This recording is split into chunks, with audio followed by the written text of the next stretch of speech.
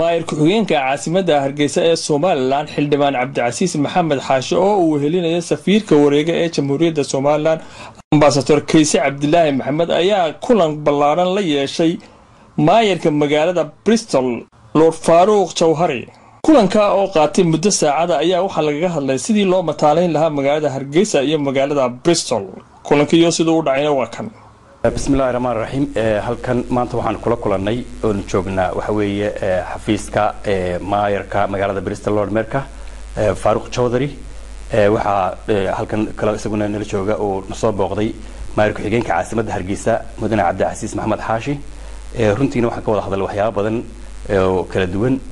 waxaan jecelahay marka hore inaan kulankaasi waxyaabo aan ka hadlay oo maayirka oo kelmadiga ahdo Faruq Jawhari oo ah Lord Mayorka magaalada Bristol. Thank you, Brother Kais, and may I welcome Mr. Abdul Aziz, Mayor of Hargeisa in Somaliland. A warm welcome, Deputy Mayor of Hargeisa. A warm welcome to Bristol and indeed the Mansion House. On behalf of the city of Bristol, may I welcome you to this great historic city and the Mansion House. My gratitude and thanks to the people of Hargeisa. Could you please pass my thanks to Hargeisa? And we are with people of Hargeisa. There are in Bristol, this is a diversity. Hundreds, if not thousands, of Somaliland people live and work here in Bristol. We all British, and we all contribute to this great historic city, and that's why Bristol is one of the great city to live. So my thanks to Somaliland people. We are united here in Bristol. And as I said earlier with our meeting, from Bristol, we are ready to work with you, the people in your city, whichever way possibly we can. That can be business, that can be education, that can be health, that can be agriculture, that can be in democracy. Fire. Every possible way, we are ready to help and work with you. Thank you, brother. Thank you. And he says just like that, and I appreciate. Thank you. بسم الله والصلاة والسلام على رسول الله. اللهم وفقنا لما تحب وترضى. waxaan ka salaamayaa madaxweynaha Jamhuuriyadda Soomaaliland Mudane Axmed Maxamed Maxamuud Siilaanyo.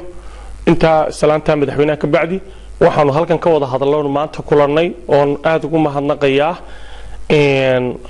Lord Mayor Faruq Jawhari oo ah Lordka xukuma Mayorka xukuma Bristol ee la doorto. waxaanu ka wada hadalnay waxyaabo fara badan oo ay ka mid yihiin mataaneynta labada magaalo. waxa kanoon halkan ugu mahadnaqayaa Kayser Ambassador-ka wareega oo leeyahay aad iyo aad baan kuugu mahadnaqayaa xiriirka wanaagsan aad ka shaqaysay. waxaanu ka wada hadalnay sidaan hore markaan Hargeysa joogay soo sheegay inaanu adkayno horta xiriirka labada dawladood ee Ingiriiska iyo Somaliland in Hargeysa iyo Bristol la aanu mataaneyno in aanu ka wada hadalno xiriirka haday noqoto caafimaadka, haday noqoto damdamiska, haday noqoto waxbarashada, haday noqoto baahiyaha aasaasiga ah, recyclingka mashiinada qashinka, wax kasta inaanu xiriir ka wada sameeyno.